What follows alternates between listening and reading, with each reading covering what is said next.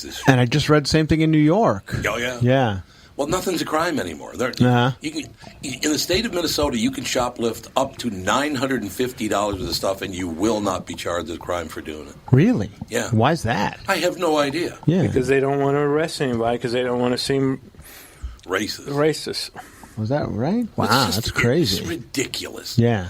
And I got to be honest with you, Minneapolis, Minnesota, after World War II, was the most anti-Semitic city in the world. Right. Not just in America. Yeah. So what they're trying to do here now is trying to catch up for that. Trying to make up for overcorrect that. it. Yeah, overcorrect it. Right. So now they're like, kiss everybody's ass up and down Main Street, which is only going to make it worse. Yeah. I don't know why they can't figure that out. JB, why can't they figure that out? Because people like us just keep moving to the burbs, which is probably a mistake because that's what happened to like cities like Detroit, Chicago, St. Louis. Yeah. Right. Everyone got out. Right. Yeah. And St. Louis is now going through gentrification. So is Detroit. Yeah. St. Louis is, it's been basically officially, nobody came out and made a proclamation, but it's basically known now that it's going through gentrification. Can I still go to Coco's? Probably. Now we're talking. But, yeah, baby. But that's why my mother always, she made us promise never to sell the house we grew up in because she knew that eventually it would turn back around. Yeah. His mother was one of the smartest people I ever met. Would you have you said 9 kids in the family? Yeah. Wow. She was a Catholic woman. Yeah. She was a Catholic woman. Sure. You know, I suppose you just got to deal with it. What are you going to do? Right. It all works out in the end. You think you'll ever go back to St. Louis? You know, I ask myself that every once in a while. I suppose, go, and then I go, nah. Nah, probably not. My life turned at 18 when I came here to go to college, and everything since then has been here. I wouldn't even know how to basically live down there anymore. Yeah. Did you hear that reporter at the Washington Post, what she said? Oh, God, you talk obnoxious. She was asked about, apparently they did this Mary impeachment, or there's a picture of 5 writers for the Washington Post. Okay. And they smile and picture, and it says Mary impeachment, and, whatever. Right. She was asked about that, and she said, look, we were just having fun. We were joking around a little, because let's be honest. People who support Donald Trump are not college educated. Right. Yeah. I mean, didn't Donald Trump say something along those lines one time? He said, yes, he did. Yeah, he said something.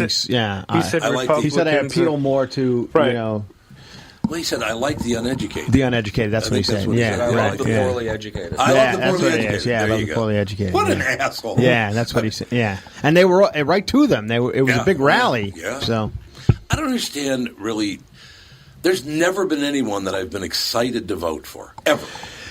Did you watch? There was a debate last night, and they all seem like they're completely insane. There's no doubt about it. Yeah, no question. Which is strange. But I believe if you want to be the leader of the free world, something's wrong with you to begin with. You're right there, man. I've been preaching to the choir. Yeah, baby. There has to be something wrong with you to want to be president. Right. Whether you from John F. Kennedy to George Washington to on up, something's wrong with you if you feel like you need to be in control of everything. Couldn't agree more. Yeah. So George Washington didn't want to be president. Well, you know what I mean. He didn't want to be king. Yeah. He didn't. Well, he didn't want to be president either. Right. Yeah, because they wanted to make him a king, and he went, "No, I'm not going to be King George. Not going to happen." I don't know. You keep an eye on it. Do you think people ever get back to a situation, particularly as a comedian, and you're standing up and you have to do material, and people, you don't get a lot of people walking on you, though, do you? No, I don't. I used to do like some political stuff and more controversial stuff. I just find that it wasn't worth it for me to split the room immediately. No, the laugh wasn't big enough, and couldn't agree more. Yeah. So I just left it behind. So, and if you want to chase somebody off, just call them a nerd. And off they go. They'll just leave and then they slap me with a lawsuit 2 days later. Oh, you insulted me. I'm deeply hurt. Mm-hmm. Yeah. Well, Kramer, that's what he can do now. He can go, nerd, you're a nerd. Yeah. That guy's a nerd. Oh, right. Yeah. That would. We'll take a break. Be right back. Tom here for Sabre Plumbing, Heating, and Air Conditioning. Right now, Sabre and Bryant are teaming up to offer 0% financing for 36 months when you buy a new Bryant furnace. This is the perfect time to replace your old furnace with a new trouble-free, energy-efficient furnace from Sabre.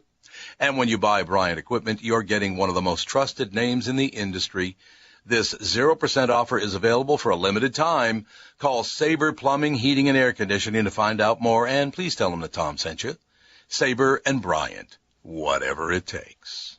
Northern Metal Fab, right off the interstate in Baldwin, Wisconsin, is a custom job shop specializing in large-scale projects. Northern Metal Fab is now hiring for all positions, including welders, painters, and inspectors, to provide quality craftsmanship to their customers. Northern Metal Fab is growing, and their growth is your opportunity. Northern Metal Fab offers competitive pay, excellent benefits, and more. Apply online today at nmfinc.com. That's nmfinc.com. Northern Metal Fab is an equal opportunity employer. Uh-oh, here we go. See, listen, he goes like this. So I'm offering this simple phrase. You have to listen to the entire song to hear that. Jack Frost nipping at your nose. Stay with me, Ned. Come on, hit the notes. There we go. In any case, it was the first song played in my house every Christmas. Oh yeah, it is a good one. Christmas morning. It does. It pretty much says Christmas. Well, it was the sign that we could get up and go. Okay. And tear the house up. Yeah. All right, here we go. I brought this up earlier, and I found this story. You're going to love this. Okay. Should branding someone a nerd be made a hate crime? Oh. Dr. Sonia Falk. Dr. Sonia Falk thinks divisive and humiliating anti-IQ insults. It's anti-IQ. Oh, it is an anti. I thought it was pro-IQ. Like if you were a nerd, That's you were smarter. It was a good thing. Yeah, right. Right. We always thought it was a good thing, okay? Dr. Sonia Falk thinks divisive and humiliating anti-IQ insults can negatively have effects that last a lifetime. Says the move would trivialize actual hate crimes based on disability. Oh, so she has somebody arguing it now. So it's a white woman saying it, and there's a black man going, bitch, what's wrong with you? Oh, yeah. That's basically what he's doing. Right. A British psychotherapist stirred up some social media squabble Thursday when she suggested on national TV that calling someone a nerd or a geek should be considered a hate crime. Dr. Sonia Falk, also a psychology lecturer at the University of East London, appeared on Good Morning Britain alongside Bobby Seagull. Yeah, because that's your real name. Right, Bobby Seagull. Bobby Seagull. Now, I know a guy named Bobby Seagull. Seagull, I know different. a few Seagulls, yeah. Yeah, you know. A mathematician, teacher, and writer who describes himself as a proud geek. On the program, Falk suggests that ridiculing someone with those two terms and others like brainiac or egghead, you should do jail time for that. Oh, wow. Call someone an egghead, you're going to have to go to jail, sir. I'm sorry.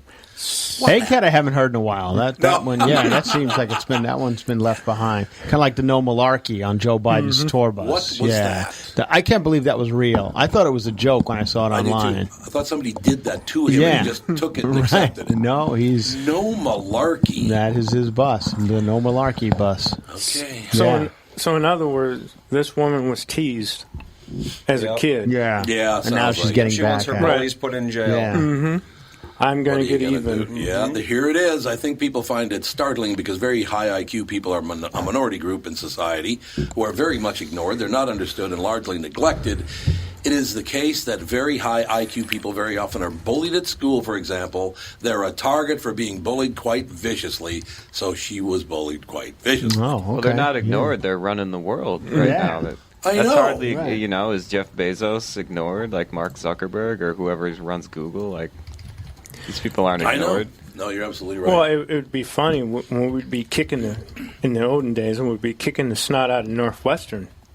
Yeah. In any sport. Yep. Their retort back to us, you will work for us. You will work for us. Right. It's like, what do you... Northwestern and you don't. It's it's pretty true. Okay, she already invented a word.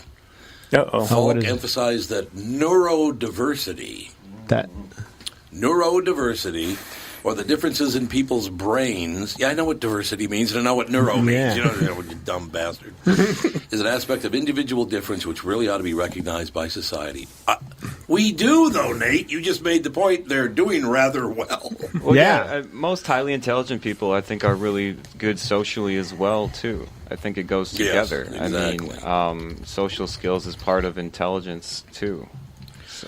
Does it surprise you that the people that really, with the very, very high IQs are all in morning radio? Well,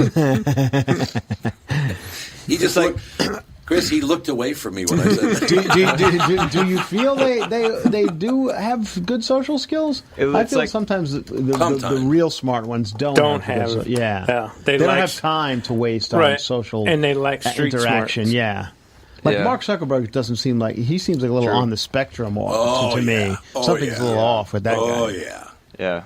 100% true. I don't know. It all works out. Hey, that was nice, though. I saw that thing this morning from Equifax.